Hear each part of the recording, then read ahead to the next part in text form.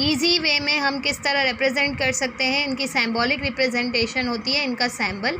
अब जब हम इनका केमिकल रिएक्शन करते हैं तो जो एक पर्टिकुलर फार्मूला आता है इन सिंबल से मिलकर, उसे हम कहते हैं केमिकल फार्मूला, जो एक सिंबॉलिक रिप्रेजेंटेशन है।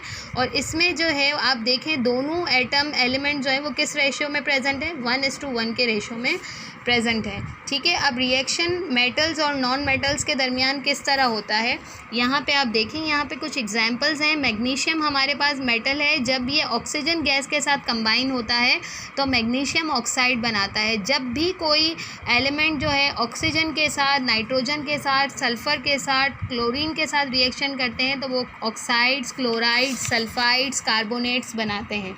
क्लियर बेटा। यहाँ पे आयरन मेटल जब ऑक्सीजन के साथ रिएक्शन करेगा तो क्या बनेगा, आयरन ऑक्साइड। यानी ऑक्सीजन के साथ हम किसी का भी रिएक्शन करवाएंगे ना, किसी भी मेटल का, तो हमारे पास ऑक्साइड बनेंगे। क्लियर। इसके अलावा अब यहाँ पे भी आप देखेंगे ये सारी इसकी एग्जांपल्स हैं जब मेटल नॉन मेटल के साथ रिएक्शन करते हैं। इसके अलावा नॉन मेटल का नॉन मेटल के साथ जब रिएक्शन होता है, यानी हाइड्रोजन भी गैस है और ऑक्सीजन भी गैस है, तो हमारे पास क्या बनता है, कलरलेस लिक्विड वाटर बनता है, जो कंपाउंड है हमारा। ठीक है, सल्फ़र और ऑक्सीजन रिएक्शन करता है तो सल्फ़र डाइऑक्साइड गैस बनती है, जिसको हम क्या कहते हैं, पंजेंट गैस। पंजेंट गैस, इसकी बहुत ही बुरी सी स्मेल होती है।